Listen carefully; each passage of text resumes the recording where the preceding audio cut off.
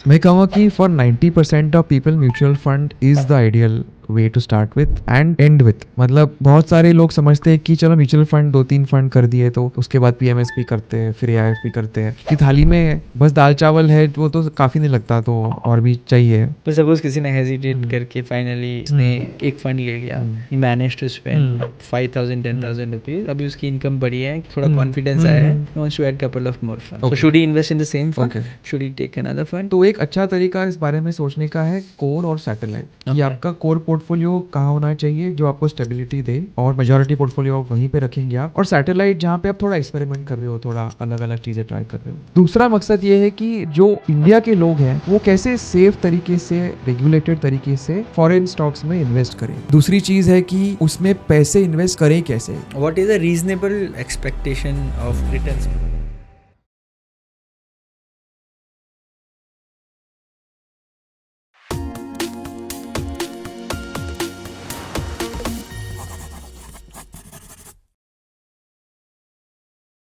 Hello, welcome to another edition of This or That. I am Bhartinder Singh. Our today's guest is Neil Borate. Neil Borate was editor with Mint Money. He is one of the best financial commentator in India. He has been extensively writing on mutual fund, personal finance, taxation, NPS, and we are very honored to have him today. We will talk about personal finance. We'll talk about mutual funds, gift city, taxation, NPS with him. Hi Neil, thank you very much. Thank you for having me वर्तिंदर।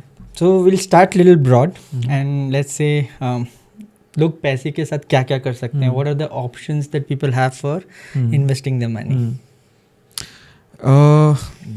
काफ़ी बड़ा spectrum है लेकिन actually asset classes तो बस 3 या 4 हैं, vehicles बहुत सारे हैं। तो अगर 4 एसेट क्लासेस हम गिने कि broadly equity, debt, commodities and international equity. International में थोड़ा अलग गिनता हूँ क्योंकि थोड़ा उसका फ्लेवर अलग है, कैरेक्टर अलग है। तो वही 4 है, और फिर व्हीकल्स बहुत सारे, म्यूचुअल फंड है, पीएमएस है, एनपीएस है, हर एक का एक अलग टैक्सेशन बेनिफिट होता है। तो अगर एसेट क्लास वाइज हम जाएं, इक्विटी की हम बात करें, so you have option direct equity, mutual funds, PMS, AIF, कुछ लोग आर रिसर्च एनालिस्ट होते हैं, वो पोर्टफोलियो मैनेज करते हैं, वो चीज़ है। एसआईएफ आ गया है आजकल। तो प्रोडक्ट्स तो बढ़ते जा रहे हैं लेकिन एसेट क्लास तो वही है।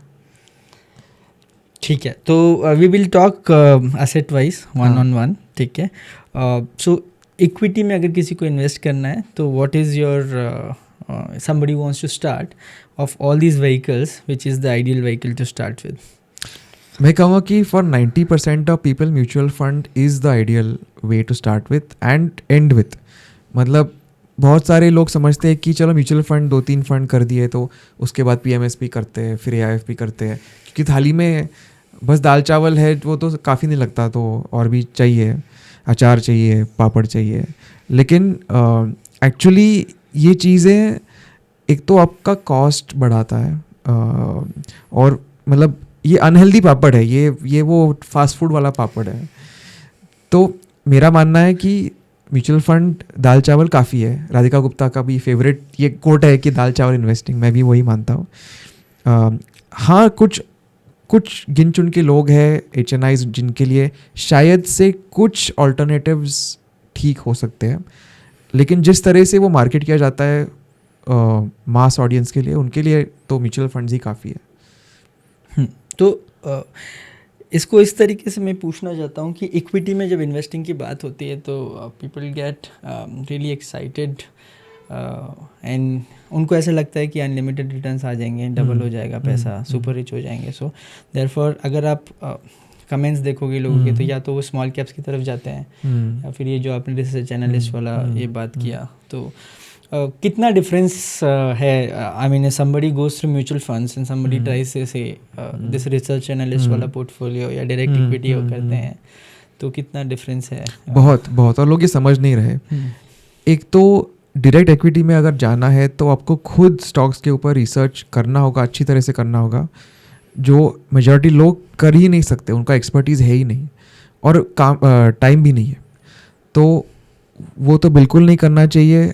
काफ़ी सारे ब्रोकर्स पुश करते हैं कि नहीं आप डायरेक्ट करो, मतलब डायरेक्ट स्टॉक्स खरीदो, हम बताएंगे आपको, हर रोज़ ताज़ा समोसा मिलेगा, वैसे आप हमसे आपको टिप मिलेगा। बहुत गलत चीज़ है, मत कीजिए। दूसरी चीज़ जो रिसर्च एनालिस्ट, एक्चुअली उसका पॉपुलर नेम जो कह सकते हैं स्मॉल केस, क्योंकि बहुत सारे लोग स्मॉल केस के थ्रू गए हैं। लेकिन उसमें भी मैं कहूँगा कि म्यूचुअल फंड के इतना अच्छा नहीं है वो, क्योंकि एक तो जब उसमें चर्न होता है कि वो जो मैनेजर है, स्मॉल केस मैनेजर या रिसर्च एनालिस्ट, कुछ भी कहो आप, वो जब एक स्टॉक बेचता है दूसरा खरीदता है और चर्न होता है तो आपके ऊपर टैक्स लगता है। म्यूचुअल फंड में जब वही चीज़ होती है तब आपके ऊपर टैक्स नहीं लगता जब तक आप रिडीम नहीं करते हो। और डिविडेंड्स जो आते हैं, डिविडेंड्स का भी टैक्स आपके ऊपर लगता है, जो कि म्यूचुअल फंड में फंड के अंदर चला जाता है, आपकी वैल्यू बढ़ती है लेकिन टैक्स नहीं लगता। तो ये दो चीज़ है। फिर तीसरी चीज़ आती है कि जब वो बंदा रीबैलेंस कर रहा है पोर्टफोलियो, तब हो सके कि आप कहीं छुट्टी पे हो, ऑफिस के काम में इन्वॉल्व हो, आप अप्रूवल दे नहीं पाए, तो फिर आपका जो पोर्टफोलियो होगा वो दूसरा होगा और उसका पोर्टफोलियो जो मॉडल पोर्टफोलियो वो अलग होगा। तो ये सारी चीज़ें म्यूचुअल फंड को अच्छी बनाती है रिलेटिवली स्पीकिंग, और इन सारे ऑल्टरनेटिव्स को इतना अच्छा नहीं बनाती है।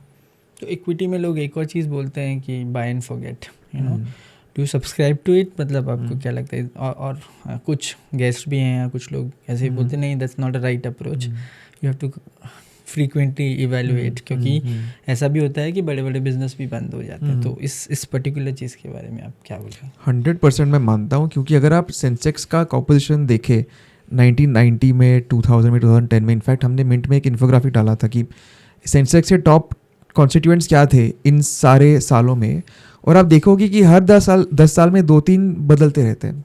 तो 20-30 साल बाद एक्चुअली सेंसेक्स का काफ़ी हद तक रूप ही बदल जाता है। मतलब 90s में काफ़ी सारे PSU नाम थे जो आजकल, MTNL जैसे नाम थे जो आजकल कहीं नहीं है। तो बाय एंड फॉरगेट तो बिल्कुल नहीं। हाँ, आप बाय एंड फॉरगेट क्या कर सकते हो? म्यूचुअल फंड कर सकते हो, क्योंकि म्यूचुअल फंड में फंड मैनेजर वो ट्रैक कर रहा है, बदल रहा है। और उससे भी आगे अगर बाय एंड फॉरगेट करना है तो इंडेक्स फंड करो, क्योंकि इंडेक्स तो रिफ्रेश हो ही जाता है। ओके, तो you subscribe to the idea कि अगर आपको बाय एंड फॉरगेट करना है तो mutual fund and index fund वगैरह ठीक है, but if you are doing direct equity आपको फ्रीक्वेंटली इवेलुएट करना है। हाँ, फ्रीक्वेंटली मतलब साल में एक बार रिव्यू करना तो चाहिए।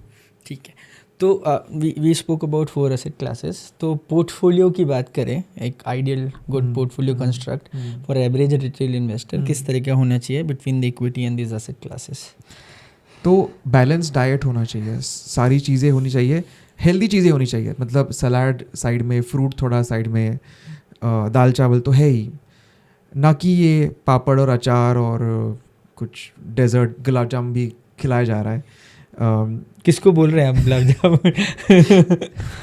मार्केट में बहुत सारी चीज़ें हैं, शायद सबसे बुरी चीज़ तो F&O ही है, और वो तो मतलब पूरा शरीर को ख़राब कर देती है, तो वो तो बिल्कुल नहीं करना चाहिए।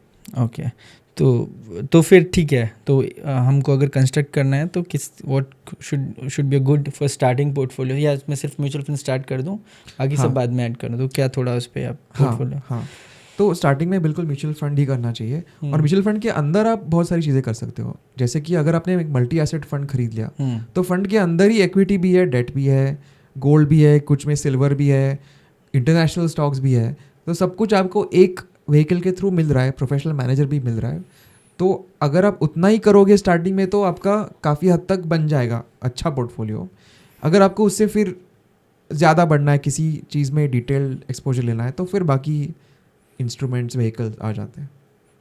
तो इसमें ultimately like you know there is enough information in terms of videos and written content कि आपको इस तरीके से करना है। You can start with mutual fund, so when people go and say कि हमें म्यूचुअल फंड खरीदना है, तो वो जाके अटक जाते हैं, अरे यार इतने सारे म्यूचुअल फंड्स हैं। So then how do they go about it? कैसे स्टार्ट करना है फिर? एक तो इंडस्ट्री माहिर है म्यूचुअल फंड क्रिएट करने में। कुछ 2500 से ज़्यादा स्कीम्स है। मतलब एक टाइम आएगा कि स्टॉक्स मार्केट में कम है और म्यूचुअल फंड स्कीम ज़्यादा है वो जो उसमें इन्वेस्ट कर रही है। तो इसका एक सीधा आंसर है नहीं, क्योंकि ऐसा कोई लिस्ट नहीं है कि जो मतलब वही आप देख के करो। थोड़ा रिसर्च करना पड़ता है, खुद से रिसर्च करना पड़ता है, या फिर आपका एडवाइज़र हो तो अच्छा एडवाइज़र हो तो वो बता देगा कि किस में इन्वेस्ट करना है। कुछ बेसिक प्रिंसिपल्स देख सकते हैं कि क्या लॉन्ग टर्म में उस फंड ने परफॉर्म किया है, उसने बेंचमार्क को बीट किया है कि नहीं, उसने पीयर कैटेगरी मतलब उस कैटेगरी के बाकी जो फंड्स है उसको उनको बीट किया है कि नहीं, और फंड मैनेजर की फ़िलॉसफी क्या है। क्योंकि कुछ फंड्स जैसे ग्रोथ फंड्स है तो वो तेज़ी से बढ़ने वाले स्टॉक्स खरीदते हैं, वैल्यूएशन ज़्यादा देखते नहीं है। कुछ फंड्स वैल्यू फंड्स है जो सस्ते वाले स्टॉक ज़्यादा देखते हैं इन द होप कि ठीक है अब उसकी प्राइस घटी है लेकिन वो रिकवर हो जाएंगे। तो उसकी स्टाइल क्या है। तो ये एक आर्ट बनता है, एक साइंस नहीं है, कोई एक फॉर्मूला नहीं है। लेकिन अगर आप ये 3-4 चीज़ें देखोगे तो चांसेस आर कि आप अच्छा फंड पकड़ोगे, खरीदोगे। और कोई भी फंड हमेशा अच्छा नहीं होता, मतलब हो सकता है कि वो इस क्वार्टर में अच्छा हो लेकिन अगले क्वार्टर में नहीं, फिर वापस से ऊपर आ जाए। तो आपको बस ये देखना चाहिए कि आपका जो फंड है वो पहले 2 क्वार्टाइल्स, मतलब अगर उस कैटेगरी में 40 फंड है तो वो टॉप 20 में तो होने ही, वो फंड होना ही चाहिए लॉन्ग टर्म में, कि 3 या 5 साल में वो उस ऊपर के रैंक में होना चाहिए, ना कि नीचे वाले रैंक में। तो फिर कैटेगरीज पे बात करते हैं। कैटेगरीज भी कम नहीं है, कैटेगरीज भी बहुत सारी हैं। And let's stick to equity because people are looking for returns, ठीक है। तो हम फिक्स्ड इनकम की बात बाद में करेंगे। इक्विटी म्यूचुअल फंड्स में somebody wants to start, category इतनी सारी हैं। तो अगर एंड लेट्स से पीपल का एवरेज टिकट साइज क्या होता है 5,000, 10, 15,000 with a smaller ticket size of 15 to 20,000, what is 1 or 2 categories that they should evaluate, कौन सी कैटेगरीज के साथ स्टार्ट करना चाहिए। जी जी, एक तो मल्टी एसेट है ही, क्योंकि आपको एक व्हीकल से इक्विटी भी मिल रहा है, डेट भी मिल रहा है, गोल्ड भी मिल रहा है, तो एक बैलेंस डाइट मिल रहा है काफ़ी हद तक। अगर वो आपके लिए कॉम्प्लिकेटेड हो या आपको थोड़ा और स्पेसिफिक जाना है तो आप ये कर सकते हो कि इक्विटी में आपने फ्लेक्सी कैप में इन्वेस्ट किया और डेट में आपने शायद से शॉर्ट टर्म डेट में इन्वेस्ट किया, क्योंकि डेट के जो गोल्स होते हैं वो शॉर्ट टर्म ही होते हैं, लॉन्ग टर्म के लिए इक्विटी रखना चाहिए। Last 2 or 3 guests have made a comment on FlexiCap that FlexiCap इतना बड़ा हो गया है कि effectively it's more like a large cap.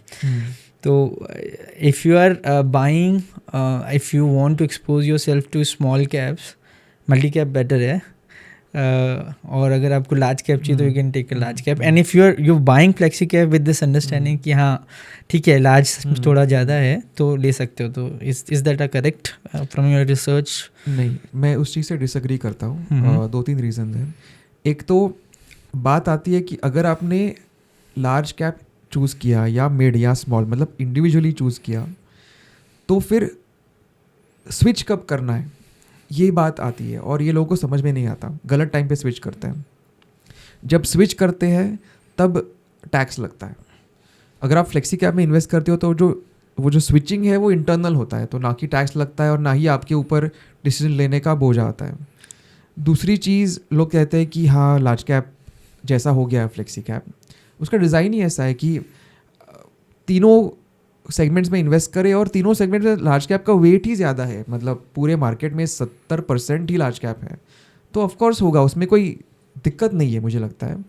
और तीसरी चीज़ है कि कुछ स्पेसिफिक फ्लेक्सी कैप फंड्स हैं, मैं नाम नहीं लूँगा लेकिन लोगों को पता चलेगा कि कौन सा फंड के बारे में बात कर रहा हूँ, जो बहुत ही बड़ा हो गया, तो लोग समझते हैं कि अरे इतने बड़े फंड को वो कैसे ढूंढ पाएगा कि अच्छे वाले स्मॉल कैप। तो उनका आर्ग्यूमेंट हमेशा रहा है कि मार्केट इटसेल्फ बढ़ गया है, तो जो पहले हम नहीं कर सकते थे किसी मिड कैप में जाके, वो आज आराम से कर सकते हैं। मतलब मिड कैप की ही मार्केट कैप इतनी बढ़ गई है, तो बात बस रहती है कि एकदम छोटे कंपनीज में आप इन्वेस्ट नहीं कर पाओगे उस फंड के थ्रू, वो ठीक है, आपको मेजॉरिटी मार्केट रिटर्न मिलेगा ही फ्लेक्सी कैप के थ्रू। तो मुझे एक ही फंड सेलेक्ट करना है बिटवीन से multi asset, multi cap and flexi cap to start with. What is a good end product and why? Multi asset कहूँगा मैं, क्योंकि बाकी दो जो है वो इक्विटी वाले ही हैं। तो फिर भी बात आती है कि फिर आप सेपरेट डेट फंड ले लो, कौन सा डेट फंड लेना चाहिए, स्विच कब करना चाहिए, उसका टैक्स लगेगा। मल्टी एसेट के अंदर अंदर ही वो सब रीबैलेंसिंग हो जाएगा, आपको फिक्र करनी नहीं है। दूसरी बात है गोल्ड की।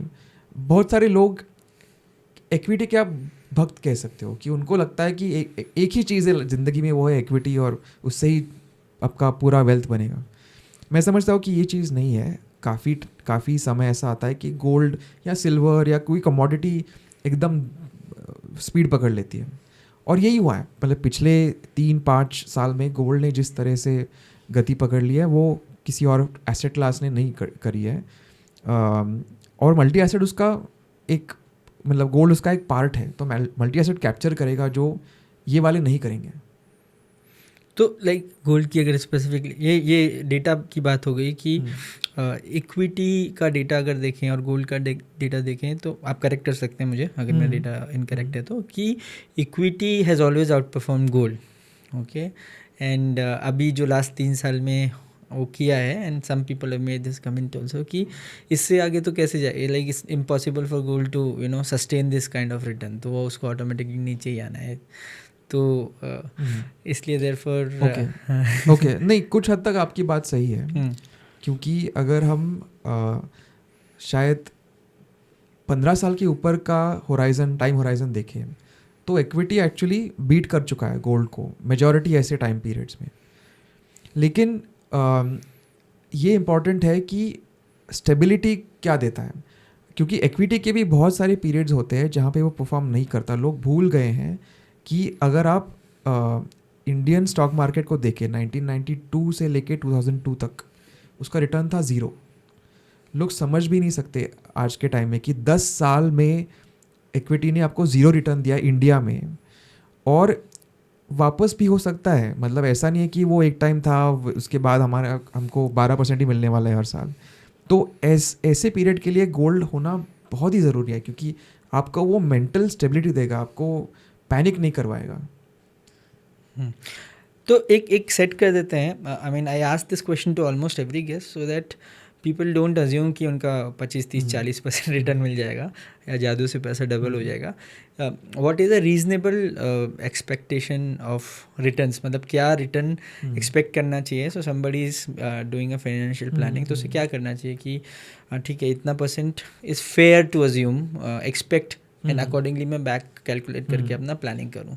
तो क्या रिटर्न होना चाहिए, ब्लेंडेड और जस्ट इक्विटी? ठीक है, तो पहले जस्ट इक्विटी की बात करते हैं। जस्ट इक्विटी का जो रिटर्न होता है लॉन्ग टर्म में वो नॉमिनल जीडीपी ग्रोथ को ट्रैक करता है। अब नॉमिनल जीडीपी ग्रोथ क्या होता है, तो वो real GDP growth plus inflation, ये दो चीज़ें जोड़ के नॉमिनल जीडीपी ग्रोथ आता है। तो अगर हम long term real GDP growth माने कि 5 to 7% होगी इंडिया की, और लास्ट क्वार्टर में तो उससे ज़्यादा ही आया है, लेकिन ठीक है लॉन्ग टर्म में 6-7% जैसे नंबर्स आ जाते हैं इंडिया के लिए। तो और कंजर्वेटिव बनते हैं 6% हम लेते हैं, उसको अज्यूम करते हैं। और इन्फ्लेशन की बात आती है, इन्फ्लेशन क्या होना चाहिए। तो अब आरबीआई का जो टारगेट इन्फ्लेशन है वो है 4% ±2, तो it can become 6, it can become 2। तो मैं कंजर्वेटिव होता हूँ, 6% लेता हूँ, तो 6 + 6 करके 12, तो इसलिए 12% मैं लॉन्ग टर्म रिटर्न मानता हूँ। ऑफकोर्स ये हो गया लॉन्ग टर्म रिटर्न, और एवरेज रिटर्न मतलब कई सारे साल हो सकते हैं जहाँ पे इक्विटी का रिटर्न 0 हो, जैसे कि ये साल, पिछला साल। अब बात आती है ब्लेंडेड पोर्टफोलियो की, उसका रिटर्न क्या होना चाहिए। तो अब डेट का return, long term return forecast करना थोड़ा मुश्किल है, क्योंकि इंटरेस्ट रेट घटते रहते हैं। लेकिन जो Indian 10 year government bond yield है वो लगभग 7% के आसपास ट्रेड होती है, कुछ टाइम उसके नीचे कुछ टाइम उसके ऊपर, लेकिन 7% ये एवरेज रिटर्न हो जाता है। गोल्ड का भी देखिए तो उसको एंकर करना मुश्किल है, क्योंकि उसको एक वैसे देखा जाए तो एंकर है नहीं, वो जियोपॉलिटिक्स और अनेक चीज़ों के ऊपर डिपेंड करता है। लेकिन अगर हम उसका एकदम सिंपल लॉन्ग टर्म रिटर्न 10% माने तो ये हो गया 12, 7 और 10। अब बात आती है कि उसको मिक्स कैसे आप करते हो और फिर तीनों का एवरेज क्या होता है। तो मेरा मानना है कि मेजॉरिटी लोगों के लिए 10% ब्लेंडेड रिटर्न आ जाता है बैलेंस्ड एलोकेशन से। तो ये तो बड़ा एक्सपेक्टेशन मिसमैच हो गया, बिकॉज फाइनेंशियल प्लानिंग हम करते हैं 12-13% पे, 15 भी ले लेते हैं। और आप अगर म्यूचुअल फंड का CAGR आप उनकी वेबसाइट पे डिफरेंट वेबसाइट्स पे देखेंगे, या जो हमने रिसर्च एनालिस्ट के पोर्टफोलियोज़ की बात करें, वो तो कुछ भी 20 भी दिखाते हैं, 22 भी दिखाते हैं, तो फिर तो मतलब अगर ये एक्सपेक्टेशन मुझे लेके चलनी है तो कैसे मैं मेंटली करूँ कि 10% ब्लेंडेड एक्सपेक्टेशन है और फिर ये सब कैसे दिखा रहे हैं 15, 16, 22%? फाइनेंस में सबसे आसान जो चीज़ है ना, वो जो बैंक आरएम करते हैं कि ये देखिए पिछले 5 साल में 20% आया है तो आपको 20% मिलने वाला है अगले 20 साल तक, तो चलो अब हमें पैसे दे दो। ये बन गई सेल्समैनशिप की बात। क्योंकि कुछ ऐसे पीरियड्स होते हैं जब एकदम से इक्विटी परफॉर्म करता है, और पिछले 5 साल का जो हम रिटर्न देखिए वो तो पैंडेमिक के टाइम से स्टार्ट होता है। मार्केट क्रैश हुआ था तो ऑब्वियसली उसका 20% रिटर्न आ गया है कुछ कुछ सेगमेंट्स में, मिड एंड स्मॉल कैप वगैरह। लेकिन ये लॉन्ग टर्म रिटर्न हो ही नहीं सकता उतना। अगर उस गति से प्रॉफिट्स बढ़ते हैं हमारे कंपनीज़ के, तो वो पूरा जीडीपी खा जाएंगी। मतलब फिर हमें जीडीपी का ही एक्सपेक्टेशन कुछ बड़ा सा करना पड़ेगा, जो खुद गवर्नमेंट ने कह रही है कि हमें लगता है कि जीडीपी 10% से ग्रो कर रही है। कोई भी गवर्नमेंट से ये बात आ नहीं रही है, तो इसलिए मैं 10% तो मान के ही चलने वाला हूँ। और अगर ज़्यादा रिटर्न आता है तो वो एक अच्छा प्रॉब्लम है, मतलब ज़्यादा पैसे मिलेंगे। ठीक है, तो आप बोल रहे हैं कि we should start with multi asset so that we have a balance not equity. तो किसी ने मल्टी एसेट फंड ले लिया, now he wants to add a second fund, तो which should be the second category? Let's say इस तरीके से पूछता हूँ कि जनरली वैसे तो लोग स्टार्ट करने में बहुत हेजिटेट करते हैं, पर सपोज किसी ने हेजिटेट करके फाइनली उसने लिया, उसने एक फंड ले लिया, he manage to spend 5,000 10,000 rupees, अभी उसकी इनकम बढ़ी है, थोड़ा कॉन्फिडेंस आया है, he wants to add couple of more funds और want to invest more, so should he invest in the same fund, should he take another fund? ठीक है, तो एक अच्छा तरीका इस बारे में सोचने का है कोर और सैटेलाइट, कि आपका कोर पोर्टफोलियो कहाँ होना चाहिए जो आपको स्टेबिलिटी दे, और मेजॉरिटी पोर्टफोलियो आप वहीं पे रखेंगे आप, और सैटेलाइट जहाँ पे आप थोड़ा एक्सपेरिमेंट कर रहे हो, थोड़ा अलग अलग चीज़ें ट्राई कर रहे हो। तो अगर मल्टी एसेट ये आपका कोर है, और मैं मानता हूँ कि अच्छा कोर है, तो दूसरा चीज़ आप देखोगे कि शायद आपने एक एएमसी का मल्टी एसेट खरीदा है, तो उसकी स्टाइल क्या है। मानो कि उसकी स्टाइल वैल्यू इन्वेस्टिंग है, तो आपको फिर दूसरे स्टाइल का एक मल्टी एसेट भी आप ले सकते हो कोर वाले पोर्टफोलियो में। वो बन गया कोर के अंदर का डाइवर्सिफिकेशन। फिर बात आती है सैटेलाइट में आपको क्या करना है, तो वो थोड़ा टैक्टिकल हो जाता है कि उस टाइम कौन सा एक एसेट क्लास है जो अट्रैक्टिव लग रहा है, जिसमें आप थोड़ा ज़्यादा रिटर्न बना सकते हो। आज के टाइम में अगर देखें, इक्विटी मार्केट लार्ज कैप्स कह सकते हैं कि फेयरली प्राइस्ड है, फेयरली वैल्यूड है, ये काफ़ी सारे एएमसीज कह रहे हैं। मिड एंड स्मॉल कैप के बारे में काफ़ी सारे एएमसीज कहते हैं कि अभी भी थोड़े महंगे लग रहे हैं। और गोल्ड भी भाग है, जैसे आपने कहा कि गोल्ड काफ़ी बड़ा है, तो क्या गोल्ड अभी अट्रैक्टिव है टैक्टिकली देखें तो शायद नहीं। फिर बचता क्या है, तो मेरे हिसाब से एक जो चीज़ बचती है वो है ओवरसीज़ इक्विटी, क्योंकि हमारा मार्केट काफ़ी बड़ा है, लेकिन बहुत सारे दुनिया में ऐसे स्टॉक मार्केट्स हैं जो नहीं बढ़े हैं। पिछले 10-10 15-15 साल में उनके रिटर्न्स 5-6 उस % से आए हैं, और उनके वैल्यूएशंस भी बहुत ही कम है। तो अगर सैटेलाइट करना है तो मेरा मानना है कि ओवरसीज़ मतलब फॉरेन स्टॉक्स में करना चाहिए। जो आदमी ये सब नहीं जानता है, बहुत कॉम्प्लिकेटेड लगता है, उसके लिए म्यूचुअल फंड्स हैं जो फॉरेन स्टॉक्स में इन्वेस्ट करते हैं, तो उसके थ्रू वो कर सकता है। सो म्यूचुअल फंड्स जो हैं like directly international funds available हैं या कैसे? हाँ, तो अभी उसका सिचुएशन ये बन गया कि आरबीआई ने जो लिमिट लगाई थी $7 बिलियन की, वो 2022 में म्यूचुअल फंड इंडस्ट्री हिट कर चुकी है। लेकिन कुछ स्कीम्स में फिर भी थोड़ी जगह बची है, और हमने ही एक हफ्ते पहले एक लिस्ट रिलीज़ की थी कि कौन कौन से ये इक्विटी फंड्स हैं जिनमें कुछ जगह बची है, कौन कौन से हाइब्रिड फंड्स हैं जिनमें जगह बची है। तो वो वाले फंड्स आप यूज़ कर सकते हो अगले कुछ महीनों तक। फिर बात आएगी कि उनका भी जब उनकी जगह ख़त्म हो जाती है तब क्या करें। तब बात आती है गिफ्ट सिटी की, Gujarat international finance hitech city जो अहमदाबाद के पास है। वो गवर्नमेंट ने एक जगह बनाई है, आप समझ सकते हो इंडिया का सिंगापुर या हांगकांग, कि उसके थ्रू आप फॉरेन स्टॉक्स में भी इन्वेस्ट कर सकते हो। तो गिफ्ट सिटी के बारे में थोड़ा बताइए, कैसे इन्वेस्ट करना है, क्या है, और कैसे, क्या इसका केवाईसी अलग होता है, सेम होता है, थोड़ा एक्सप्लेन कर दीजिए। बिल्कुल बिल्कुल। तो गिफ्ट सिटी स्थापित हुई थी शायद 2013 के पहले ही, लेकिन उसका जो डेवलपमेंट है वो धीरे धीरे होते आ रहा है। जैसे 2019 में गवर्नमेंट ने एक स्पेशल लॉ पास कर दिया केवल गिफ्ट सिटी के लिए, और उन्होंने एक नया रेगुलेटर बनाया, उसका नाम है IFSCA, international financial services centres authority. उसका मकसद ये है कि जो बाहर से पैसा आता है इंडिया में, उसको कैसे अट्रैक्ट करे, जो ज़्यादा पैसा आए, लोग निवेश करें भारत में। और आज के टाइम में जो पैसा सिंगापुर, मॉरिशस या बाकी जगह पे बैठता है, जो इनडायरेक्टली इंडिया में इन्वेस्ट कर रहा है, वो कैसे डायरेक्टली आ जाए हमारे ही एक सिटी के थ्रू जो कि गुजरात में है। और दूसरा मकसद ये है कि जो इंडिया के लोग हैं वो कैसे सेफ तरीके से, रेगुलेटेड तरीके से फॉरेन स्टॉक्स में इन्वेस्ट करें। अब बात आती है केवाईसी की।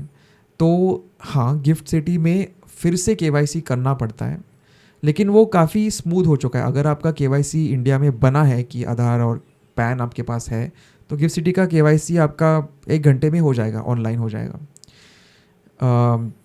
दूसरी चीज़ है कि उसमें पैसे इन्वेस्ट करें कैसे। तो लोगों का भी इंडियन म्यूचुअल फंड्स पता चलें कि कैसे करें। वो यूपीआई का मैंडेट देते हैं या फिर एनईएफटी, आरटीजीएस के थ्रू वो म्यूचुअल फंड में पैसे ट्रांसफ़र करते हैं। गिफ्ट सिटी में थोड़ा अलग तरीका है, क्योंकि गिफ्ट सिटी समझिए कि इंडिया के बाहर का एक एरिया है। मतलब वो इंडिया के अंदर है, गुजरात के अंदर है, लेकिन फाइनेंस और लॉ में वो एक SEZ है, स्पेशल इकोनॉमिक जोन है, इसलिए वो इंडिया के फॉरेन एक्सचेंज रूल्स के बाहर आता है। तो इसलिए आप उसमें रुपए में इन्वेस्ट नहीं कर सकते हो, आपको डॉलर्स में ही इन्वेस्ट करना है। इसलिए आपको पैसे उसको डॉलर्स में भेजने हैं, और उस चीज़ के लिए RBI का जो LRS है, लिबरलाइज रेमिटेंस स्कीम, उसके अंडर आपको वो डॉलर्स में पैसे भेजने हैं। जब आप भेजते हो पैसे, तब वहाँ पे भी काफ़ी अब फंड्स आ चुके हैं जो आपका पैसा मैनेज करेंगे। और इंडिया में जो म्यूचुअल फंड्स है, उन्हीं के कंपनीज़ है, सब्सिडरीज है गिफ्ट सिटी में आपके पैसे मैनेज करने के लिए। तो कोई फिक्र नहीं है कि कोई अनजान आदमी है वहाँ बैठा हुआ। हम ही लोग हैं, हमारे ही कंपनीज़ है वहाँ बैठे हुए, जो आपके पैसे अच्छी तरह से मैनेज करेंगे।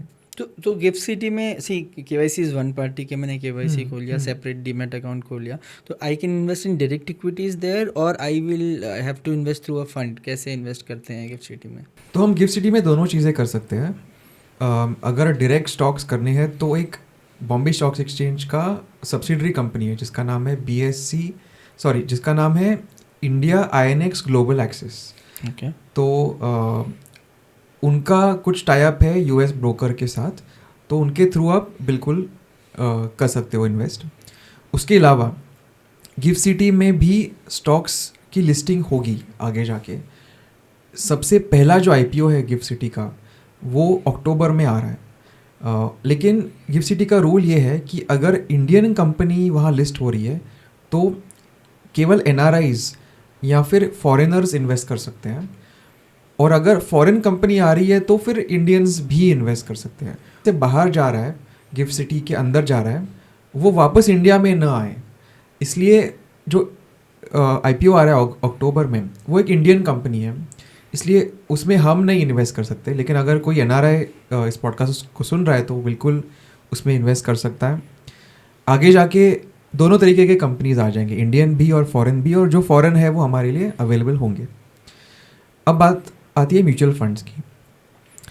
गिफ्ट सिटी में अब बहुत सारे AIFs है, ऑल्टरनेट इन्वेस्टमेंट फंड्स, और उसके 2 कैटेगरीज होते हैं। एक तो होता है इनबाउंड AIF कि जिन NRIs को या फॉरेनर्स को इंडिया में इन्वेस्ट करना है, वो काफ़ी स्मूथ तरीके से इनबाउंड AIF के थ्रू इन्वेस्ट कर सकते हैं। और दूसरा होता है आउटबाउंड AIF, मतलब जो इंडियंस को बाहर इन्वेस्ट करना है, बाहर के स्टॉक्स फंड्स में, वो उसके थ्रू कर सकता है। तो काफ़ी सारे हैं, लेकिन AIF की एक दिक्कत है कि आपको मिनिमम $1.5 लाख इन्वेस्ट करने हैं। यानी कि रुपयों में देखें तो करीब करीब 2 करोड़ रुपए उसके बन जाते हैं।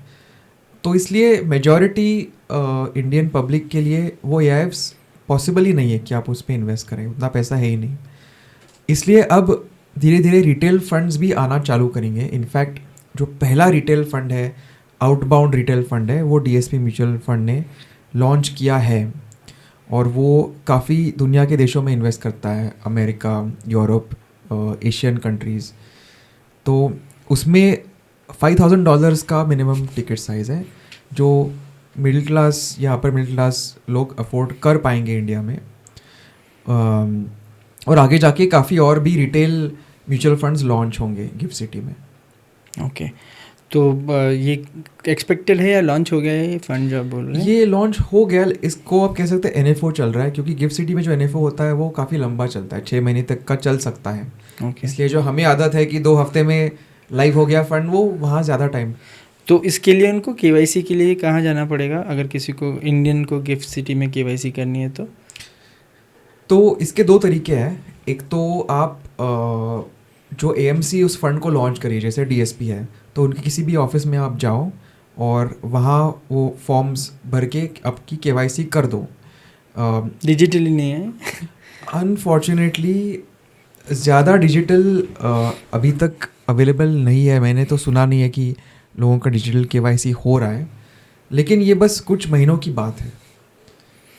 ओके, तो फिर NRI के लिए कैसे है ऑफलाइन, अगर उनको NRI wants to invest in gift city? हाँ, तो अनफॉर्चुनेटली उनके भी केस में अभी तक ऑफलाइन KYC ही था और ज़्यादा दिक्कत वाला था, क्योंकि NRI का जो KYC होता है उसमें आपको एक तो आइडेंटिटी प्रूफ, ID प्रूफ देना है, एड्रेस प्रूफ देना है, पासपोर्ट कॉपी देनी है, और सारे जो डॉक्यूमेंट्स हैं वो ऑफिशियली अटेस्टेशन करना है। अब इंडिया में हमें अटेस्ट करना है तो काफ़ी आसान चीज़ है, किसी नोटरी के पास जाओ, उसमें स्टैंप लगाएगा और हो गया आपका अटेस्टेशन। NRI को अटेस्ट करना है तो इंडिया के लॉज के मुताबिक आपको उस कंट्री के आइदर मैजिस्ट्रेट से करना है या लोकल इंडियन काउंसलेट या एम्बेसी से करना है या किसी बैंक ब्रांच से करना है। और अगर फॉरेन बैंक ब्रांच हो तो बैंक बोलेगा कि मैं आपका क्यों अटेस्ट करूँ, ये कौन सा फंड है हमें नहीं पता, मतलब उस कंट्री का बैंक बोलेगा। एक ही तरीका बचता है कि अगर कोई इंडियन बैंक का ब्रांच वहाँ पे है तो शायद से वो हेल्प करेंगे, लेकिन दिक्कत ही है, मतलब ये करना ही आसान नहीं है। और ये जो दिक्कत है वो दोनों, मतलब इंडिया में आपको अगर डायरेक्टली इन्वेस्ट करना है तब भी आती है, गिफ्ट सिटी में करना है तब भी आती है। अब उसका हल क्या है?